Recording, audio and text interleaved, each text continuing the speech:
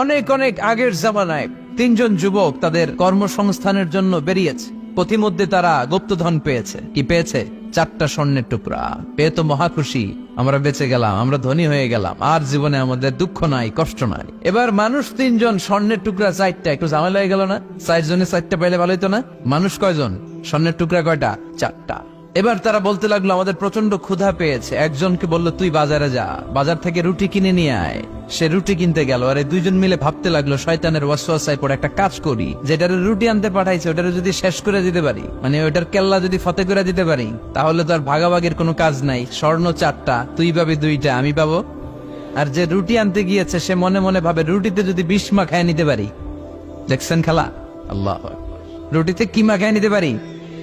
বিষ। তাহলে এই 2টারে বিষ মাখানো রুটি খাওয়াই দিলাম, 4টাই আমার আর ধরে কে? তো যেই চিন্তা ওই কাজ। উনিও রুটির সাথে বিষ মাখাইছে, এরাও রেডি হয়ে আছে কখন আসবে। আসার সাথে সাথে ওইটারে দইরা আইজো মায়ের কাইলো মায়ের মাইরা ওইটার বর্তমানে হলাইছে, ওইটা অক্কা পাইছে, শেষ। এবার 2 বন্ধু মহা খুশি, তুই 2টা আমি 2টা, লাফাইতেছে আনন্দে। এক বন্ধু কয় লাফাইস কম, ক্ষুধা লাগছে অনেক, আগে খেয়ে নেই। আয় কি করি? এবার প্যাকেট থেকে বিষ মাখানো রুটি বের করে রুটি খাই, ওই 2টাও শেষ। 4টা স্বর্ণের টুকরা জায়গায় পড়ে আছে, আর 3টা লাশ পাশে পড়ে আছে। হাদিহি মাসালু হায়াতি দুনিয়া, এটাই তো দুনিয়ার জীবনের দৃষ্টান্ত। বাড়ির জায়গায় বাড়ি পড়ে থাকবে, ক্ষমতার মসনদের 4টা জায়গায় পড়ে থাকবে, মানুষগুলো থাকবে না, ঠিক কিনা? আপনি খেয়াল করে দেখেন, আপনারা যদি কেউ জিজ্ঞেস করে ভাই এই বাংলো বাড়িটা কার, আপনি খুব গর্ববোধ করে বলেন যে এটা আমার বাড়ি, বলেন না? একটু খেয়াল করেন, আপনার বাবা যখন এই বাড়িতে থাকতো, কেউ যখন জিজ্ঞেস করতো বাড়িটা কার, আপনার বাবাও বলতো এটা আমার বাড়ি। আপনার দাদাও খুব পরিচয় দিত, এটা আমার বাড়ি, এই বাড়ি কার? আমার। আপনার দাদার দাদার দাদাও বলতো এটা আমার বাড়ি।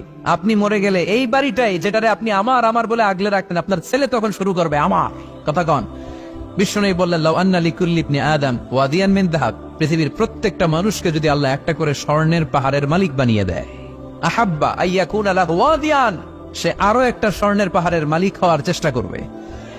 ওয়ালাই ইয়ামলা আফাহু ইল্লা তুরাব, কবরের মাটি ছাড়া তার এই লোভ লালসা, অতিরিক্ত চাওয়া পাওয়ার ইচ্ছা কোনোদিন কেউ থামাতে পারবে না। একটু বুঝে শুনে উত্তর দেন, একটা স্বর্ণের পাহাড়ের মালিক যদি আমি হই, আমি আমার 14 পুরুষ এটারে বিক্রি করে করে খেয়েও কি শেষ করতে পারবো? আপনি পাহাড় দেখছেন কত বড়, যে স্বর্ণের পাহাড় যদি হয়, এটার বেচে খেয়ে মজমাস্তি করে আমাদের 14 পুরুষের জীবন কেটে যাবে। তাহলে আরেকটা পাহাড় দিয়ে আমি কি করব? এটা মানুষের স্বভাব, যার আছে বেশি সে চায় বেশি। আল্লাহ বলে থাম, একটু থাম, অনেক হয়েছে, আর না, তোমাকে চলে যেতে হবে। এই পাগলামির মায়া জালে আর পড়ে থেকো না, ঘুমন্ত বিবেকটাকে জাগাও, আখিরাতের সামানা তৈরি করো। চিল্লায় বলেন ঠিক কিনা? হাত্তা যুরতুমুল মাকাবির, এই কবর জিয়ারত তোমাকে করতে হবে। কবর হলো এমন জায়গা, এটা হলো মরণের পরে আখিরাতের প্রথম ধাপ। বিষ্ণু বললেন এই ধাপটা যদি সহজ হয়, আখিরাতের বাকি ধাপগুলোরে সহজ করে দিবে কে? আর এই কবরের প্রশ্নের উত্তর যদি উল্টা পাল্টা হয়ে যায়, প্রথম ধাপের প্রশ্নের উত্তর যদি গোলমাল পেকে যায়, পরের ধাপগুলোতে মায়ের আসানা নাই। বিষ্ণু বললেন মুমিনদের জন্য এই কবরে প্রশ্ন থাকবে কয়টা? 4টা। যারা ইসলাম বিরোধী, যারা কাফের, যারা মুশরিক, যারা বামপন্থী, তাদের থাকবে 3টা। মুমিনদের জন্য 4টা। মুমিনদের প্রথম প্রশ্ন, হু ইজ ইউর লর্ড? মার রব্বুক, তোর রবের নাম কি? চিল্লায় বলেন আমাদের রব কে? প্রথম প্রশ্ন করা হবে মার রব্বুক, তোর রবের নাম কি? চিল্লায় বলেন আমাদের রব কে? দ্বিতীয় প্রশ্ন, মা দীনুক, তোর ধর্মের নাম কি? আমাদের ধর্মের নাম কি? বিশ্বনবীর চেহারা দেখিয়ে বলা হবে তারিফু মান হাযার রাজুল, এই লোকটারে চিনো কিনা? আমরা বলবো চিনি, উনি আমাদের পেয়ারা নবী, ঠিক কিনা? আমরা বিশ্বনবীর চেহারা দেখা মাত্রই চিনে যাব, ঠিক কিনা? আমরা বলবো এই লোককে চিনি, মানি উনি ছিল আমাদের জান, আমাদের প্রাণ, আমাদের কলিজা। এই নবীর জন্য আমরা সব করতে রাজি। এই নবীর সম্মান আর ইজ্জত বাঁচাতে আমরা দেহের তাজা রক্ত ঢালতে রাজি। এই নবী আমাদের সব। এই নবীর সুপারিশ ছাড়া আমি জান্নাতে যেতে পারবো না। এই নবীর আমরা চিনি, মানি উনি তো আমাদের পেয়ারা নবী। এই 3টা প্রশ্নের উত্তর যখন পেরে যাবেন আপনারা ইনশাআল্লাহ, চতুর্থ একটা প্রশ্ন, ওয়ামা ইলমুক, হোয়াটস ইউর নলেজ? তুমি কিভাবে শিখলা?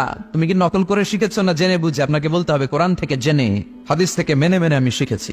4টা প্রশ্নের উত্তর যখন আপনি করে ফেলবেন, ফেরেশতারা বলবে আহলান সাহলান মারহাবান বিক, খোশ আমদেদ, সুস্বাগতম, তুমি তো কপালওয়ালা। আলহামদুলিল্লাহ পড়েন।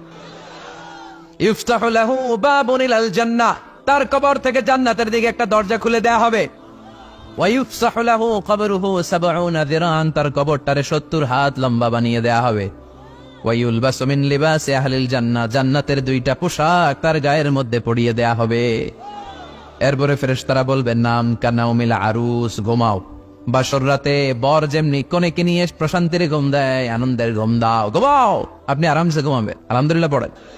এই ঘুম আপনার ভাঙবে না যতক্ষণ না ইসরাফিলের সিঙ্গার ফুৎকার না আসে। আপনার এই ঘুম আর ভাঙবে। আর যারা ইসলামের বিপক্ষের শক্তি কাফের মুশরিক, তাদেরকেও বসানো হবে মালাকান আসওয়াদান আজরাকান, নীলাবচ কৃষ্ণ বর্ণের দুইজন ফেরেশতা আসবে। এদের চোখ থাকবে নীল, গায়ের রং কালো। দেখতে কেমন লাগবে রে ভাই? আল্লাহু আকবার। এসে বলবে বস, আনসার দে, মার রব্বুক, তোর রব কে? ও আল্লাহ জানবে না। ও বলবে লা আদরি, আমি কিছু জানি না।